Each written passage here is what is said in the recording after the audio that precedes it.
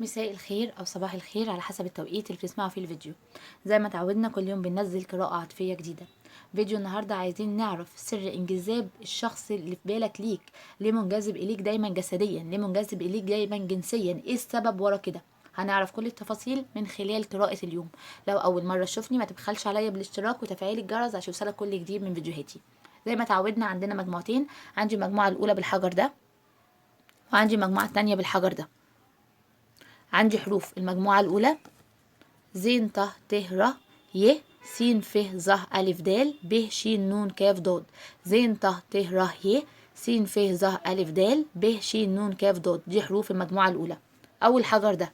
حروف المجموعة التانية: ج ص م ل ق و ه ع ل أ غ س ح ذ خ. ج ص م ل ق و ه ع ل أ غ س ح ذ خ.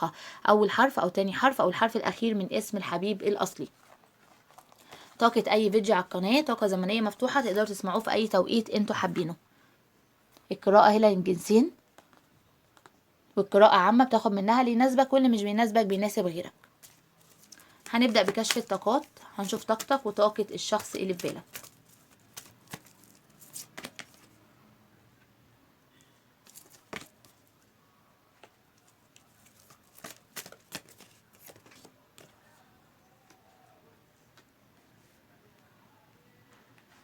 طب شايفه الشخص اللي في بالك دلوقتي مشغول جدا جدا. شايفاه هنا بيفكر في مادياته، بيفكر في اوضاعه الماديه، عايز يحسن من نفسه كتير قوي. شايفاه بيفكر فيك بطريقه جنونيه، طريقه هستيريه. شايف ان هو منجذب اليك، شايف ان هو بيحبك، شايف ان هو مشتاق لك. شايفه ان هنا طاقه الشغف مؤثره عليه قوي قوي قوي. شايفك جميل، شايفك جذاب، شايفك مثير. خايف ان انت تروح من ايده، خايف ان انت تخش في علاقه تانية. حاسس ان هو متعلق بيك تعلق شديد. شايف ان هو هنا في طاقه شغف شديده اتجاهك، في طاقة حب شديدة. شايفة الشخص ده بيفكر فيك بطريقة هستيرية. الشخص ده شايف ان هو مدمن عليك، شايف ان هو مهووس بيك. شايف دلوقتي ان هو بيحاول يظبط احواله المادية. شايفاه هنا متردد في ارسال رسالة ليك، يعني هنا عايز يرسل لك رسالة لان حاسس ان انت وحشه قوي، حاسس ان هو منجذب اليك قوي، بس في طاقة عند شديدة. الشخص ده مستكفي بالمراقبة من بعيد لبعيد، يعني الشخص ده بيحب يراقبك قوي طول الوقت. خلينا نشوف طاقتك انت يا صاحب القراءة. شايفه في طاقتك هنا ان انت بتحاول تثير جنون الشخص ده، بتحاول ان انت تبين له ان انت جميل، ان انت جذاب، ان انت حلو، ان انت عليك عيون. ان انت هنا بتحاول تثير غيرته، عايز تثير غيرته، توريه ان انت هنا حواليك ناس ترغب فيك، حواليك ناس تتمناك، وان انت هنا مميزه دونا عن الناس اللي في حياتك. شايفاك هنا بتحاول ان انت تبين له ان هنا ان انت مهتم بنفسك قوي، عايز توري له ان هو يندم عليك، ان هو طول الوقت يحس ان هو مشتاق لك، ان هو هنا يبقى معاك. عايز تثير غيرته، توريه ان انت عندك اطراف تانية بتتمناك. انت هنا غيران قوي عليه، غيران عليه غيرة شديدة جدا جدا جدا. فعايز تثبت له دلوقتي ان انت حس اللي انا بحسه، زي ما انا بغير عليك غير عليا. زي ما انت بتعمل بارد وان انت بتتجاهلني، طب انا اهو ممكن اروح من ايدك، ممكن اروح لحد غيرك. فقاصد ان انت تهتم بنفسك، تهتم بجمالك، تهتم بمظهرك، عشان تندم الشخص ده عليك او تحسسه بالوضع اللي انت بتحسه بالغيره الشديده اللي انت بتغيرها عليه. لان انا شايفاك بتغير عليه غيره شديده جدا جدا جدا. طب خلينا نشوف طاقة العلاقة المشتركة ما بينكم. شايفة هنا الطاقة المشتركة ما بينك وما بين الشخص ده العند. انتوا الاتنين بتعندوا، انتوا الاتنين بتكبروا، انتوا الاتنين بتحاولوا ان انتوا تبينوا ان انتوا اقوياء. كل واحد فيكم عايز يقف للتاني، يوري التاني ان انا اقدر اتخطاك، اقدر اكمل من غيرك، اقدر ان انا اتجاوزك، او ان انا اقدر ان انا اوريك ان انا في حياتي ناس تانية اهم منك. كل واحد فيكم هنا عايز يبين ان هو عنيد. رغم كده عندكم شغف جسدي اتجاه بعض، رغم كده بتفكروا في بعض، رغم كده بتشتاقوا لبعض، رغم كده بتحبوا بعض وبتحبوا بعض قوي قوي قوي ومتعلقين ببعض. بس طاقة الغيرة او طاقة العند هي اللي مأثرة عليكم. لان انا شايفة ناس عنيدة جدا معايا في المجموعة دي، ناس بتعاند، ناس بتكابر، ناس كل واحد فيهم عايز يبين للتاني ان انا اقدر، ان انا اقدر هنا اوجعك او اؤلمك زي ما انت بتوجعني او تألمني. انت بتتجاهلني، طب انا هتجاهلك. انت ما بتردش عليا، طب انا مش هرد عليك. انت عندك طرف، طب انا ههتم بجمالي وههتم بمظهري عشان اوريك ان انا احسن من الطرف ده. في طاقة عند شديدة ما بينك وما بين الشخص ده. خلينا نشوف مشاعر الشخص ده الحالية اتجاهك ايه واتجاه العلاقة.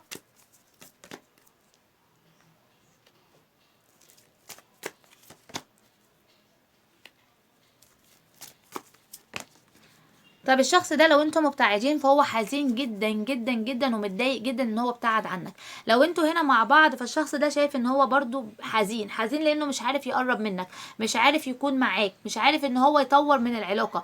الشخص ده بيحبك وبيحبك حب حقيقي، وشايف ان العلاقة دي فيها حب صادق، حب هنا يستاهل ان هو يتحارب علشانه، بس بيحس باليأس وبيحس بالضعف لما بيحس ان هو مش قادر يعمل حاجة في العلاقة دي بسبب الاطراف المتدخلة ما بينك وما بينه. ممكن يكون هنا عنده امرأة مسيطرة، ممكن تكون ممكن تكون زوجة، ممكن هنا يكون العمل بتاعه مادياته مش افضل حاجة، فالشخص ده تعبان ومتألم جدا، شايف ان انت حلم بالنسبة له، حلم بيتمنى الوصول اليه، شايف ان هنا لولا العقبات اللي في العلاقة كان قادر ان هو يطور من العلاقة. الشخص ده شايف ان انت توأم روحه، انت نصه التاني، انت الشخص اللي بيحس بالشغف اتجاهه، بيحس باللهفة، بيحس ان هو عايزه وعايز يكمل معاه، فعنده مشاعر حب شديدة اتجاهك، عنده مشاعر حب صادقة اتجاهك، مهما يبان عنيد، مهما يبان قوي، مهما يبان مسيطر، الشخص ده عنده مشاعر حب صادقة اتجاهك قوي قوي قوي. والشخص ده طول الوقت مفتقدك، طول الوقت بيحن اليك، طول الوقت بيحس ان انت وحشه، ان هو عايز يقرب منك، ان هو عايز يبقى معاك. خلينا نشوف طاقة الشغف اللي ما بينكم، هل هي طاقة متبادلة ولا لا؟ طاقة الشغف الجسدي اللي ما بينكم، هل هي طاقة متبادلة ولا لا؟ طب هي طاقة متبادلة، انتوا الاتنين عندكم شغف جسدي اتجاه بعض، انتوا الاتنين من كتر ما بتحبوا بعض عندكم شغف، عندكم تواصل جسدي، حاسين ان انتوا عايزين بعض، بتفكروا في العلاقة الجسدية، العلاقة الجنسية، بتحسوا ان انتوا مشتاقين لبعض، وان دي طريقة التعبير اللي هي هتداويكم او الحاجة اللي هتعبر لكم عن المشاعر اللي انتوا حاسينها. لان شايفة هنا طاقة الشغف اللي ما بينكم طاقة مشتركة، طاقة متبادلة، يعني مش حبيبك بس اللي هو عنده شغف اتجاهك، انت وهو انتوا الاتنين بتبادلوا بعض نفس الشعور، كل واحد فيكم هنا واخدها بطريقه شكل، يعني انت هنا واخدها ان هو ممكن بيشفيك من المك من وجعك، ان انت عايز تحضنه، ان انت عايز تقرب منه، ان انت عايز تحس ان هو قريب منك. هو شايف ان طريقه تعبيره عن حبه ان هو العلاقه الجنسيه او الجسديه. طيب ايه السر ورا انجذاب الشخص ده ليك الجسدي والجنسي؟ وليه بيرغب فيك جنسيا او جسديا؟ ليه؟ ايه السر ورا كده؟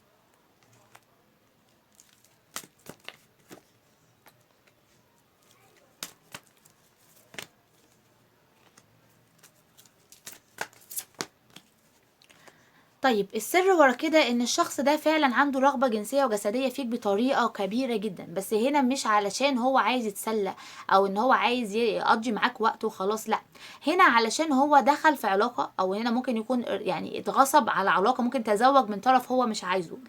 طبعا انا معايا هنا اشكال وكشف من العلاقات، فهنا من ضمن العلاقات ان هو ممكن اهله غصبوه على طرف هو مش عايزه، فدخل علاقة ما حسش بالاستمتاع فيها، حس ان هو مجبر عليها، حس ان مفيش تفاصيل فيها حب. لما جه قبلك او عرفك حس ان هو حس معاك مشاعر اول مره يحسها، فعايز يجرب معاك كل حاجه، عايز يحس معاك كل حاجه. للبعض الاخر في هنا تواصل روحي، انتوا الاتنين توائم، توائم روح، توائم شعله، فهنا توائم الشعله عموما بيبقى عندهم اثاره جسديه شديده، من كتر ما انتوا بتفكروا في بعض، من كتر ما انتوا بتحبوا بعض حب شديد جدا، فبيبقى في دايما انجذاب، في دايما لهفه، في دايما شوق، فهنا انتوا حاسين ببعض، فانتوا بتوصلوا لبعض شعوركم، كل واحد فيكم حاسس بالتاني، فطول الوقت يبقى عنده رغبة جسدية فيك، طول الوقت بيبقى مشتاق لك.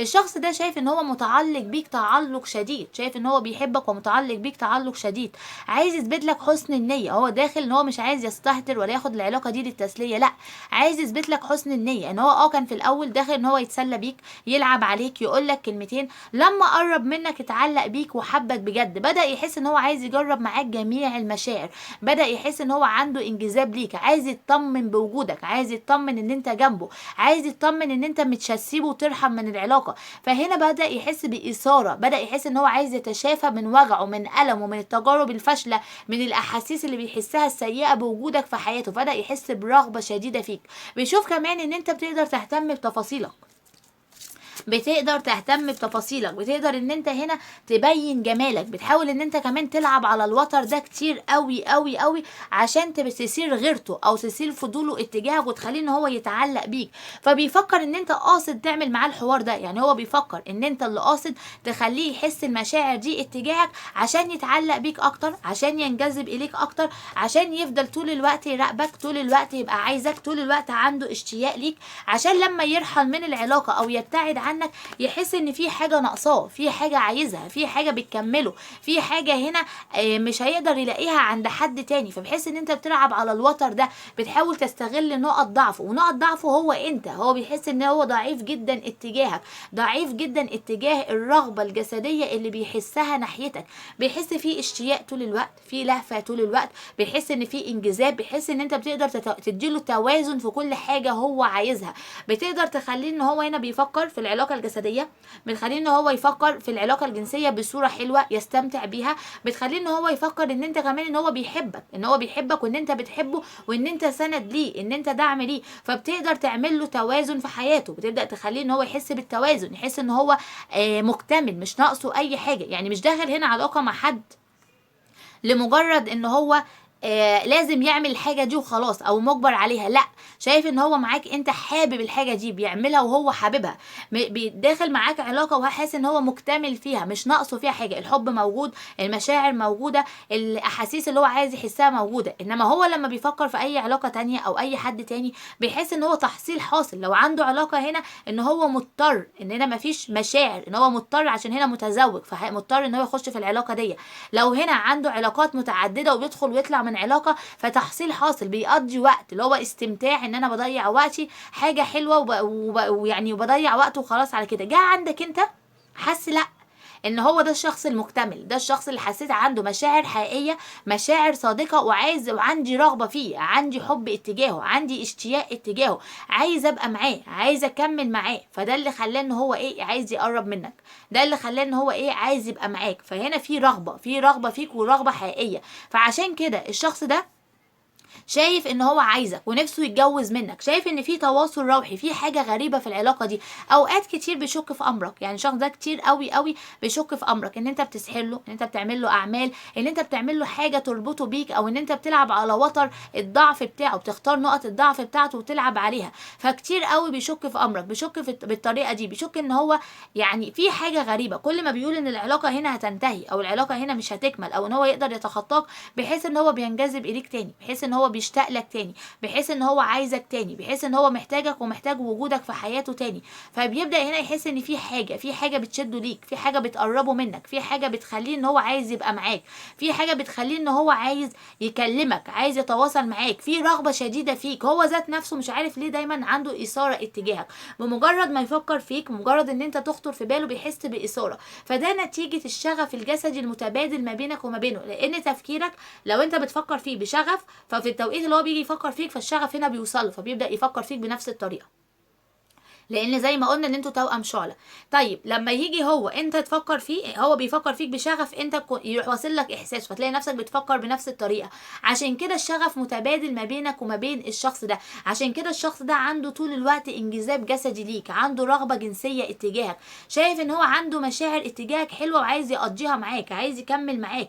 شايف ان هو كمان نفسه في الزواج منك، نفسه ان انت تبقى معاه، نفسه يستمتع معاك اكتر، نفسه يبقى معاك في علاقه حقيقيه. مش عايز العلاقه دي للتسليه، مش عايز العلاقه دي شويه ويرحل واون واوف زي ما بيحصل في العلاقه، كل شويه اون واوف، انفصال ورجوع ورجوع وانفصال. لا، هو عايز استقرار، عايز يكمل معاك، عايز ان هو يبقى معاك، لانه شايف ان انت داعم ليه، انت بجد حبه الحقيقي. فزهق من العقبات اللي في العلاقه، بيتمنى زوال العقبات، بيتمنى التخلص منها، اذا كان بقى طرف، اذا كان ماديات، اي حاجه بتدمر العلاقه، اي حاجه بتخلي العلاقه ان هي تمر بمرحله من الاكتئاب او مرحله من الانفصال. بيحس ان المرحله دي لازم يتخطاها، لان انت توأم روحه، لان انت حبه الحقيقي. بيحس ان انت بتعمل له تشافي من اوجاعه، تقدر تخليه ان هو يطلع من اوجاعه، مهما بان حكيم، مهما بان مسيطر، مهما بان ان هو متمسك، وان هو هنا بيقدر يحافظ على يعني شعوره اللي هو بيحسه اتجاهك. بيحس من جواه ان هو لا، ان هو مش كده خالص، ان هو عنده مشاعر اتجاهك قويه وما بيقدرش ان هو يحافظ عليها، بيظهر لك عكس اللي جواه. الشخص ده كمان عارف ان هو ظلمك، عارف ان هو جاي عليك، عارف ان هو وجعك، عارف ان هو ألمك، وبيتمنى دلوقتي فرصة في العلاقة دي عشان العلاقة دي تتطور، لان شايف ان العلاقة دي محتاجة فرصة، محتاجة بداية جديدة، محتاجة شوية من الحظ، لان شايف ان العلاقة دي مظلومة قوي قوي. بيتمنى دلوقتي ان هو يحصل على الحظ في العلاقة دي ويطور منها، ويطور منها اسرع مما يمكن، لان شايفة هنا الشخص ده بيحبك، وبيحبك حب حقيقي وحب صادق من قلبه، انت الحب كله بالنسبة له. انت هنا اللي بتكمل له مشاعره، انت هنا اللي بتديله الحب اللي هو محتاجه. عشان كده الشخص ده دايما عنده إثارة جسدية اتجاهك، عشان كده عنده شغف جسدي اتجاهك من كتر حبه. من كتر ما الحب هنا بيولد إثارة. دايما العلاقة اللي بيبقى فيها حب حقيقي قوي قوي قوي بيبقى فيه تبادل ما بين الطرفين، وبيبقى فيه هنا إثارة جسدية. وعلاقات توائم الشعلة كمان بيبقى فيها الإثارة الجسدية أقوى وأكتر من العلاقات التانية. عشان كده دايما بتبقى علاقة خطيرة، لأن بيبقى فيها هنا انجذاب جسدي وشغف جسدي. فهنا بيحصل يعني بيحدث هنا ممكن مخاطر بسبب كده، ان كل واحد ما بيقدرش يسيطر على مشاعره، كل واحد بيبقى عايز يسلم نفسه للتاني، فبيبدأ بيحدث هنا مخاطر بسبب الشغف الزائد في العلاقة دي. فدي من مخاطر العلاقات العلاقات اللي هي توائم الشعلة، اللي هي العلاقة الجنسية والجسدية. فالشخص ده زي ما عرفنا كده هو السبب ورا الشغف الجسدي والانجذاب الجسدي والاثاره بيك طول الوقت، اهتمامك بنفسك الزائد، ان انتوا علاقه توأم شعله، ان انتوا هنا بتكملوا بعض، ان انتوا الاتنين عندكم شغف اتجاه بعض. خلينا ناخد رساله من الشخص ده قبل ما نقفل القراءه ونشوف عايز يقولك ايه. عندي كل الابراج المائيه والناريه والترابيه والهوائيه نزلت معانا. رساله الشخص ده ليك ايه يا صاحب القراءه؟ طيب الشخص ده بيقولك: لست جيدا في التعبير عن مشاعري، أتمنى لو إنك تستطيع النظر في قلبي لترى كل هذا الحب الذي أحمله لك. يعني الشخص ده بيقولك ممكن ما يكونش بيعرف يعبر عن مشاعره، بس هو بيتمنى إن أنت تبص في قلبه، هتعرف إن هو بيحبك وبيحبك بجد، وتعرف كل الحب اللي جواه. فهي دي رسالة الشخص ده ليك. كل الابراج نزلت معانا. لو عجبك الفيديو ما تنساش تشترك وتفعل الجرس عشان يوصلك كل جديد من فيديوهات القناه، واكتب لي تحت في التعليقات حابين ننزل ايه الفتره اللي جايه من فيديوهات. باصحاب المجموعه التانية اللي اختاروا معايا الحجر ده او الحروف دي: ج ص م ل ق و ه ع ل ا غ س ح ذ خ. اول حرف او تاني حرف او الحرف الاخير من اسم الحبيب الاصلي، او اختاروا معايا الاحجار دي. هنبدأ كده بكشف الطاقات، هنشوف طاقتك وطاقة الشخص اللي في بالك.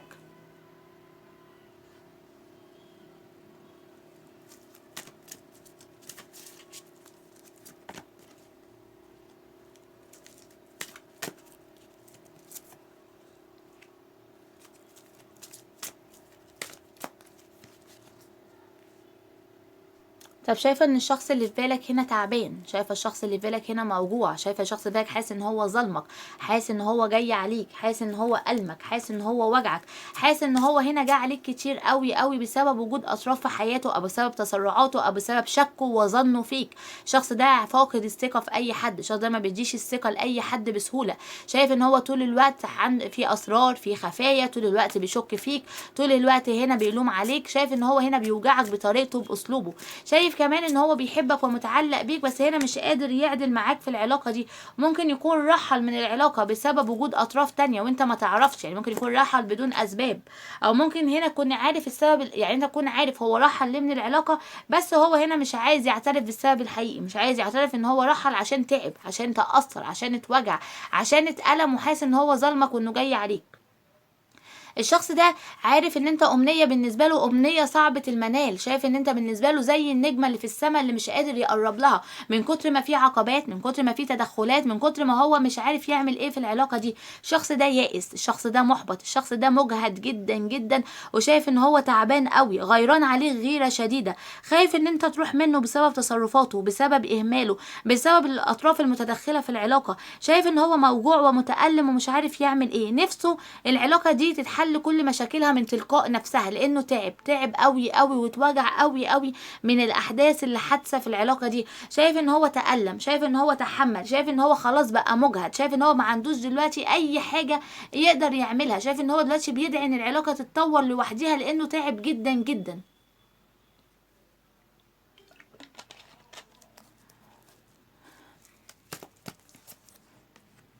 الشخص ده عارف ان هو مستهتر، عارف ان هو مستهتر، وان هو ما كانش متحمل مسؤولية العلاقة، وان هو كان رامي المسؤولية كلها عليك، فدلوقتي بيشعر بالندم الشديد اتجاهك.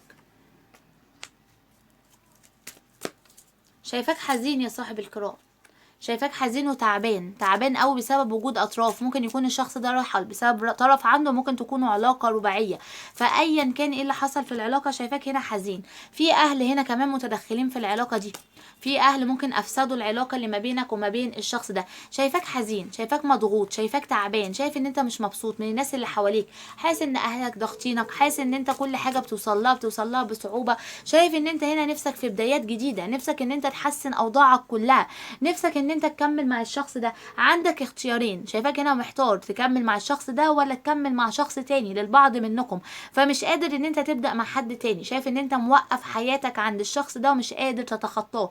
والبعض الاخر شايفه ان الشخص ده يعني عايزه ان هو يرجع، بتتمناه ان انت هنا منتظر عودته مره اخرى وبدايه جديده في العلاقه دي. عايز تتخلص من اي عقبات، اهل متدخلين، طرف عندك طرف عنده، عايز ان انت تبقى معاه. شايف ان انت مش قادر تتخطاه. ممكن تكون دخلت علاقه تانية، بدأت في علاقه تانية، بس واقف عند الشخص ده، فشايفاك واقف عنده مش قادر تتخطاه، مش قادر تبطل تفكير فيه. نفسك في بداية جديدة في العلاقة دي، نفسك تطور من العلاقة دي. شايف ان في تخاطر ما بينك وما بينه، في تواصل روحي، في حاجة بتجذبك للعلاقة دي. كل ما بتقول ان انت هترحل او ان هو يرحل وخلاص هنكمل من غيره، بتحس ان انت عايز ترجع له تاني، ان انت لسه متمسك بيه، ان انت لسه واقف عنده رغم العقبات، رغم المشاكل، رغم الاطراف المتدخلة، رغم ان ممكن ينسحب بدون اسباب وتبقاش عارف هو بيعمل معاك كده ليه. بس بتحس ان انت منجذب اليه، تحس ان انت بتحبه، تحس ان انت مشتاق له، تحس ان هو وحشك طول الوقت، ان انت عايزه، ان هو بيفرق معاك وبيفرق يعني في وجوده في حياتك، بيديلك كده داعم ايجابي، بيديك داعم نفسي، فبتحس ان انت محتاج للشخص ده طول الوقت. خلينا نشوف مشاعر الشخص ده اتجاهك ايه. خلينا نقول في الاول الطاقه المشتركه ما بينك وما بين الشخص ده. الاول الطاقه المشتركه ما بينك وما بينه، انا شايفه ان انتوا الاتنين حابين بعض دلوقتي، مشتاقين لبعض قوي، عايزين تكلموا بعض، عايزين تتواصلوا مع بعض، حاسين ان انتوا هنا عايزين تبطلوا انفعالات، لان شايفاكم طول الوقت منفعلين، طول الوقت بتتعصبوا بسرعه، فعايزين تستمتعوا بالعلاقه، عايزين حظ في العلاقه، عايزين بدايه جديده في العلاقه، عايزين تستمتعوا باوقات من الرومانسيه، تعيدوا الذكريات مره اخرى، تبداوا بدايات جديده كانكم لسه بتتعرفوا على بعض وتطلعوا من طاقه الانفعال، طاقه الغضب، طاقه التوتر. لان شايفه العلاقه متوتره قوي في الفتره الاخيره. للبعض منكم شايفه معايا ناس منفصلين، والبعض الاخر ممكن يكونوا مع بعض بس متوترين، مش طايقين بعض، واقفين لبعض على الوحده، كل شويه يتخانقوا، كل شويه يتشكلوا، كل شويه يجروا شكل بعض. فعايزين هدوء، عايزين استقرار، عايزين تطلعوا من طاقه الانفعال والعصبيه، عايزين تتكلموا، حاسين انتوا عايزين محتاجين تقضوا وقت رومانسي، تعيدوا الذكريات، تحاولوا تتكلموا بهدوء، عايزين حظ في العلاقه دي. خلينا نشوف مشاعر الشخص ده اتجاهك ايه واتجاه العلاقه في الوقت الحالي.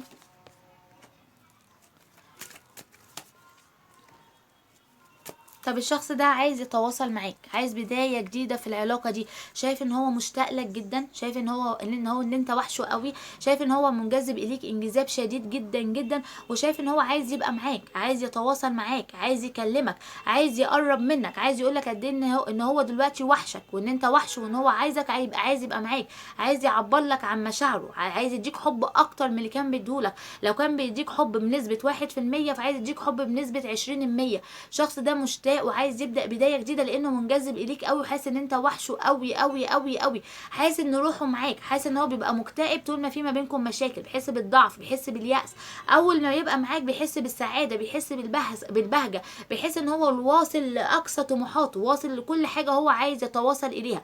فالشخص ده عنده شعور شديد اتجاهك بالحب في الطاقه الحاليه، حاسس ان انت بالنسبه له محور الكون، انت بالنسبه له النجمه اللي بتنور له حياته، انت بالنسبه له حاجه اساسيه يعني اساسيه في حياته، ما ينفعش يستغنى عنها زي الميه والهواء.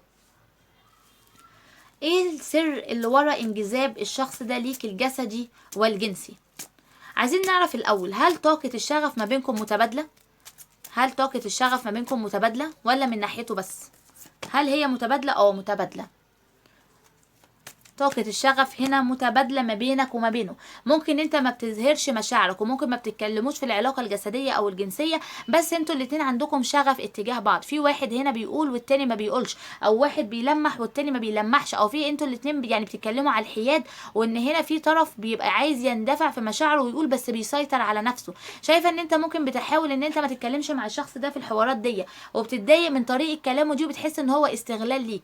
وساعات في كلام كده ان انت بتبقى مستمتع بيه، بس بتحاول تحسسه ان انت لا مش عايز يتكلم معاك كده. وشايفه الشخص ده، البعض منكم الشخص ده تقيل في مشاعره، يعني ممكن يبقى عنده شعور وعنده احاسيس اتجاهك كده، بس ما بيعترفش بيها، بيخاف من ردة فعلك، بس الشغف هنا متبادل ما بينكم انتوا الاتنين. خلينا نشوف ايه السر ورا انجذاب الشخص ده ليك الجنسي والجسدي، وليه بيرغب فيك جسديا.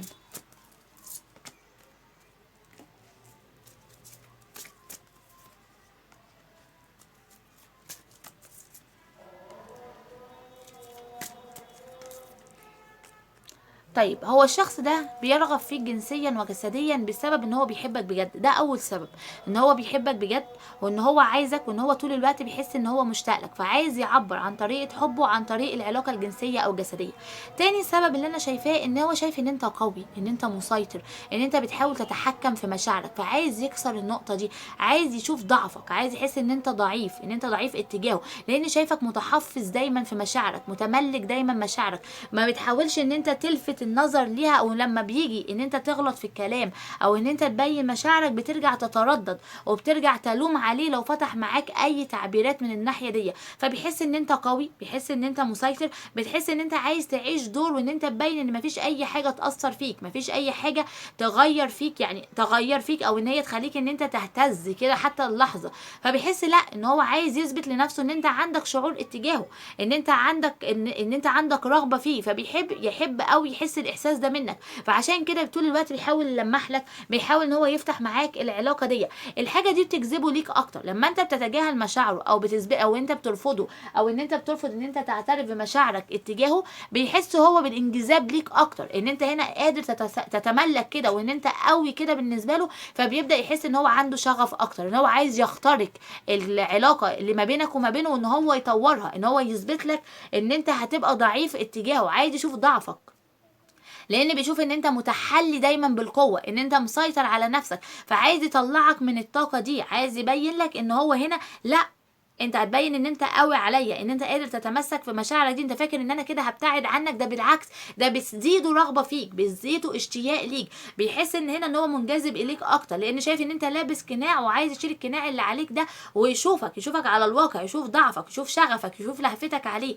شايفه كمان ان انت ممكن تكون عشمته وفتحت معاه طريقه الكلام، بعد كده قفلتها في وشه تاني، فحس ان انت هنا اديته حاجه حلوه قوي زي كده دقها، وبعد كده انت قصرت معاه او ان انت اختفيت، فعايز الحاجه اللي انت يعني شوقته ليها دي يوصل لها، لان في ناس كان ما بينهم ايحاءات في الكلام، كان في تفاصيل. البعض الاخر ممكن كنتم ازواج وانفصلتم، فهنا هيموت على العلاقه دي تاني، هيموت عليها تاني، لانه جربها معاك. حتى لو ما جربش العلاقه دي معاك، هو بيتخيل العلاقه دي معاك طول الوقت، هو شايف ان هي هتبقى علاقه فيها حب، فيها مشاعر، فيها تبادل احاسيس، فهيبقى فيها هنا اثاره قويه، هيبقى فيها تعبير قوي عن المشاعر.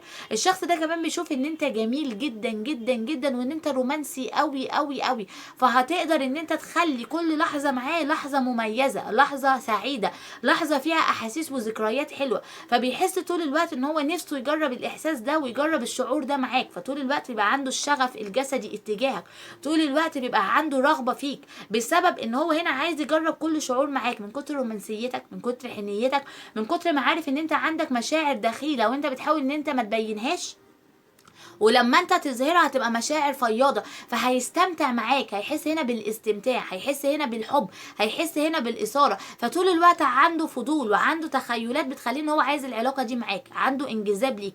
الشخص ده كمان بيشوفك زي ما قلت لك ان انت مهتم بتفاصيلك، بتعرف تهتم بكل حاجة وبتعرف تدي كل حاجة حقها، فهو شايف ان انت لما تبقى معاه في علاقة جسدية هتعرف ان انت تديله الاستمتاع اللي هو محتاجه، هتعرف ان انت تديله الحاجة اللي هو بيدور عليها. الشخص ده كمان تعبان ومتألم قوي ومحتاج حد يداويه، يحتاج يداوي وجعه، يداوي ألمه، يداوي جراحه، لأن الشخص ده محتاج ان هو يحضنك، كل اللي بيتمناه ان هو يبقى في حضنك، لأن شايف ان حضنك حنين، حضنك هيعمل له توازن في حياته، هيديله طاقة إيجابية حتى بدون حدوث علاقة جنسية. هو هنا بيتمنى كده معاك، بيتمنى كده معاك، رغم كده هو عنده شغف، هو طول الوقت مش عارف ايه سبب الشغف ده، ايه سبب الإثارة دي، لدرجة ان اوقات بيلوم على نفسه، بيقول انا ضعيف قوي ليه اتجاه الشخص ده كده، عشان انا مش قادر اطوله، ولا عشان هو متمسك قوي، ولا عشان انا بحبه بجد قوي كده. الناس اللي دخلت في علاقة جنسية مع بعض، الشخص ده العلاقة اللي استمتع معاك فيها او جربها معاك مش قادر ينساها، مش قادر ينساها ومش عارف يلاقيها مع حد تاني. حتى زي ما قلت لك، حتى لو ما دخلتوش في علاقة مع بعض، هو متخيل العلاقة في دماغه، متخيل ان هي علاقة مميزة، علاقة فريدة من نوعها. فعشان كده طول الوقت الشخص ده بيفكر فيك، بيفكر في العلاقة الجسدية، بيفكر في العلاقة دي هتبقى عاملة ازاي، هتبقى ازاي ما بينك وما بينه، العلاقة دي تفاصيلها هتبقى ازاي. بيحس بالاستمتاع بمجرد التفكير. اشحال لو دخل في العلاقة ذات نفسها ايه اللي هيحصل؟ فتلاقيه ان هو يعني بيفكر كتير، تلاقيه ان هو منجذب كتير، تلاقيه دايما كده عنده تلميحات، تلاقيه دايما كده ان هو منبهر بيك، تلاقيه دايما ان هو هنا عنده شغف اتجاهك، مش قادر يسيطر عليه وبيبان عليه. فده بسبب الحاجات اللي احنا قلناها كلها يا اصحاب المجموعة التانية. عندي الابراج المائية، الترابية، النارية، الهوائية. كل الابراج نزلت معانا. تعالى ناخد رسالة من الشخص ده ونشوف رسالته ليك هتكون ايه. لو هيبعت لك رسالة دلوقتي هيقول لك ايه؟ طيب الشخص ده بيقول لك: أتألم الآن وأفتقدك لكن أحتاج لوقت للتشافي أولا. أتألم الآن وأفتقدك لكن أحتاج للوقت للتشافي أولا. الرسالة دي للناس المنفصلة، الناس اللي هم مش مع بعض، أو الناس اللي مع بعض وما بينهم مشاكل. الشخص ده بيقول لك إن هو متألم، إن هو مفتقدك، إن هو محتاج وجودك في حياته، بس منتظر إن هو يتشافى. الشخص ده كمان بيقول لك: أراك في كل شخص أقابله، أنت على الدوام تجري في عقلي وقلبي. يعني الشخص ده بيتخيلك، بيشوفك في كل الناس اللي حواليه، بيشوفك في كل الناس اللي بيقابلهم. بيقولك هنا إن أنت بتجري في قلبه وفي عقله، يعني هو مش قادر ينساك، مش قادر يتخلى عنك، بيشوفك في كل حاجة. مش عارفة ليه حاسة إن الشخص ده لسه عايز يبعتلك حاجة تاني، لسه الشخص ده عايز يرسلك رسالة تاني. طب بيقولك: أريد أن أكون صادقا وأخبرك ماذا يجري في حياتي الآن. أريد أن أكون صادقا وأخبرك ماذا يجري في حياتي الآن. يعني الشخص ده نفسه يخبرك كل حاجة ويقولك كل حاجة بصراحة، نفسه يبقى صادق معاك، وإن هو نفسه ما يخبيش عليك أي حاجة، نفسه يقولك كل حاجة بكل التفاصيل. فعشان كده بيقولك: أريد أن أكون صادقا وأخبرك ماذا يجري في حياتي الآن. فدي رسالته ليك. خلصنا القراءة بتاعتنا. لو عجبك الفيديو ما تنساش تشترك وتفعل الجرس عشان يوصلك كل جديد من فيديوهات القناة، واكتب لي تحت في التعليقات حابين ننزل ايه الفترة اللي جاية من فيديوهات.